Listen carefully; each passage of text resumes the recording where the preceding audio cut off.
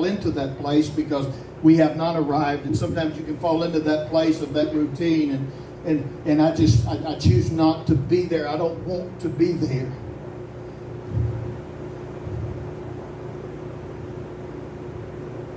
So we're going to be around each other.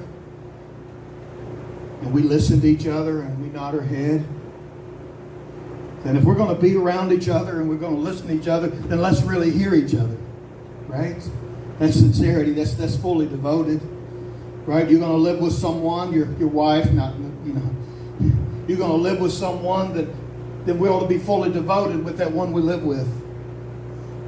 If we're going to have a marriage or we're going to have a church, we're going to be a part of a church, we ought to be fully devoted to the church that we're in. When we have conversations and when we're say that we're in love, let's be fully devoted to that love. When we serve, let's do it with all of our heart. I remember as a kid, I grew up on a farm, and I always told my mother, it never was a lie, it was always the truth. And I always told my mom, when I get old enough, I'm leaving the farm.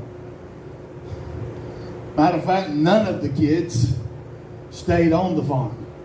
My sister lives on it, but she don't raise it. She don't tend it, right? She actually lives, even though it's been sold now.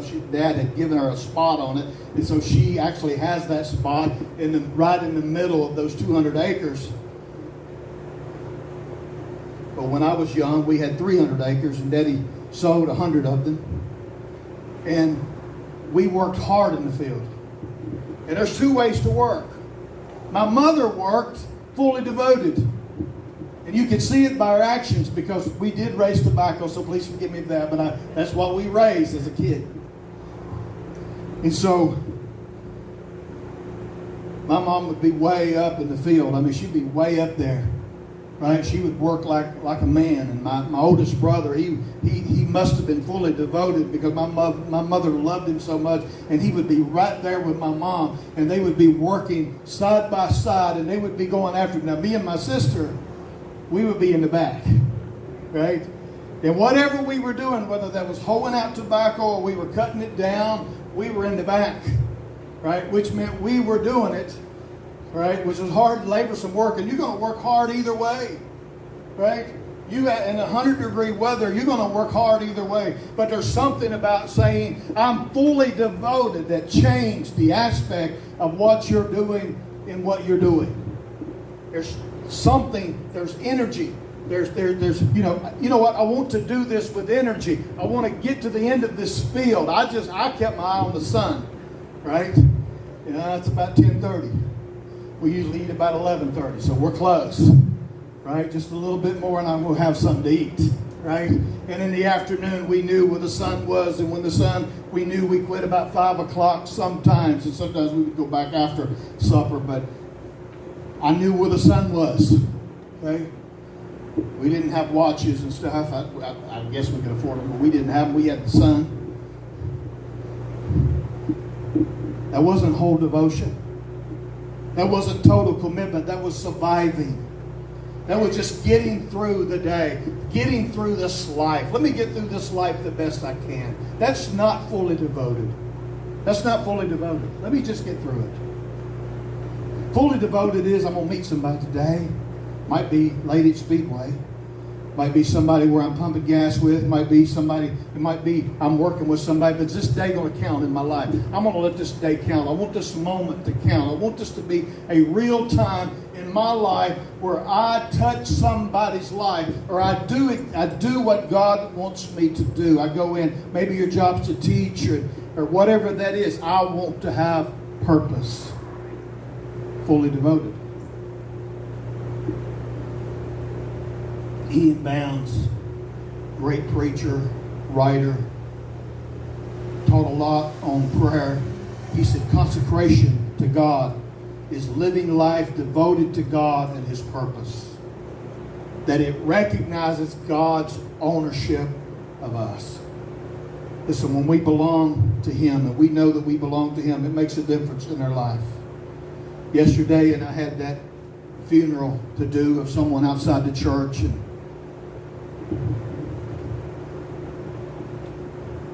I didn't know the lady.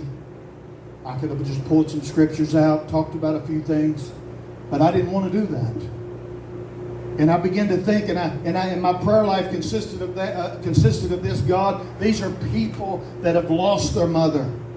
I want to be used of you in this moment. It may never make any kind of impact on me personally that they come to my church or anything like that, but I want to be used of you to make a difference in the lives of people. That's saying I am going to be fully devoted to you. You see, we need to put away half-heartedness in the classroom, and we need to put away half-heartedness in our work, in our marriages, in any part of our life. Wholehearted living has to be maintained. Second point, wholehearted living has to be maintained. It has to be maintained, it has to be renewed, and it has to be reignited. And I use all of those words because they all kind of take on a little bit different meaning. But there is a time where I have to maintain it, and I don't need the fire to go out. But sometimes you recognize the fire went out a little bit, right? And I grew up, man, we had that wood stove, and my dad would get up about 3 o'clock in the morning and add another wood to the stove in order to keep that thing going through the night. Sometimes you have to maintain it. Sometimes you have to be renewed, and sometimes you have to reignite it. Caleb got a word 45 years before. Church, there's times I think back in those early 90s. It's not 40, right? But it's a while back. And I got a word. And I allow that word sometimes to refresh things, to remind me. Verse 11 says this of Caleb, and he said these words. He said, I am still strong today as I was in the day of Moses sent me. On the day that Moses sent me. As my strength was then, so my strength is now. For war and for going out and coming in. He said, I am fully devoted today as I was then. I am just as strong today as I was then. How many, when we speak of spirituality, that'll be us, right? So I'm just as zealous for God at 83 years old as I was when I was 14 years old, right? I remember my early years and listened to a man preach, and I was on the back seat of a Baptist church. That my mom and dad was raised Baptist. In Kentucky, you either born Baptist or Church of Christ, right? And you go to one of those. Actually, there's some other ones on the other side of Kentucky that are Pentecostals and snake hunters, but that's different. I was on the west side.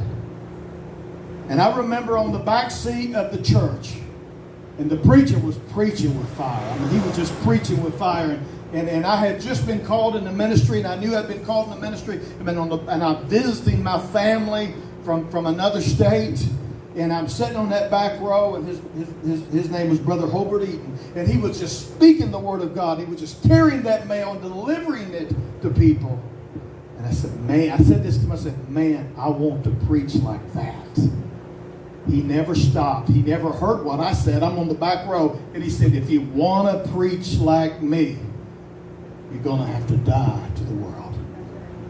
Just like that. He was so in touch with God that God, he's answering my conversations that's going on in secret.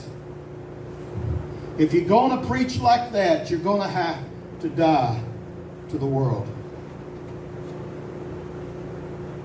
See, at 24 years old, I left everything I had that I knew of. I had a good job. I had a pickup truck that I sold to buy something cheaper on gas. And I drove 14 hours away to a place called Southeastern College. Now it's Southeastern University. Assembly of God College. I had a little money in a car I paid $1,400 for. And sometimes when I would drive the car, it would just stop for no reason. And I got 14 hours of driving. And I was about 2 hours out, and it just stopped. I pulled into a driveway, able to coast into a driveway. I said a little prayer. I said, Lord, you've called me to do this.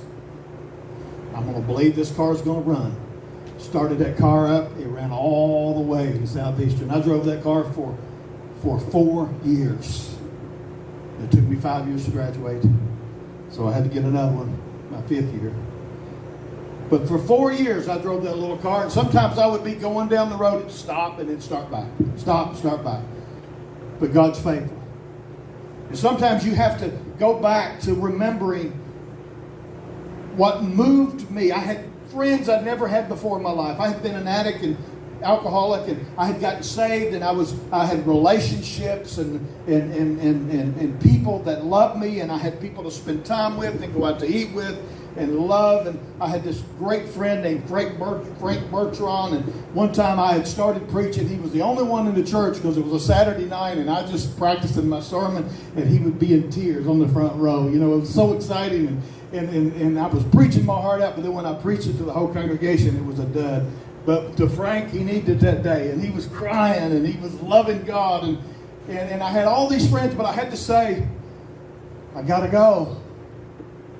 Because when you're fully devoted to something, it moves you beyond the natural, what would happen naturally in your life, and you're able to say, I love him more than all of these things. This is where he was bringing Peter to a place. Do you love me more than these? Because if you love me more than these, and he spoke of his death, there will be a time and a place where you have to be fully devoted to me to the point of death. We don't know what this world's going to bring, and I hate it for the next generation and the generation after that. I hate it for them. We don't know what the world will be. But I know our God will be faithful. Right? And if you stay faithful to him, he will be, even when we're faithless, he's faithful still, because that's who he is. But we will experience more as we stay close to him. I want to share one more story before I close. There was a man of God by the name of David Livingstone. He was a pioneer. He was fully devoted. He was a pioneer missionary to Africa from London. I think it was London. He was a pioneer missionary to Africa when there wasn't any missionaries. Africa was the forgotten continent. They say that he walked about 29,000 miles. His wife died early in the ministry, and he was half blind and faced tremendous opposition. In the words of his diary, he said these words, "Send me anywhere, only go with me. Lay any burden on me, only sustain me. Sever from me any tie but the tie that binds me to your service and to your heart." He's fully devoted. A missionary society wrote to David Livingstone and asked him a question when he was living in Africa. Have you found a good road to where you are? If so, we want to know how to send men to join you.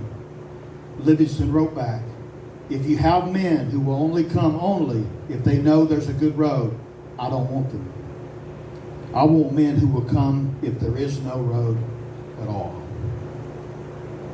David was so committed to Africa that he said, my heart belongs to Africa. And when he died, they say that when he died that they took him back to London to bury his body. Before they did, the natives found out who loved him, and the natives cut his heart out and buried it in Africa before he could ever leave, or his body ever left.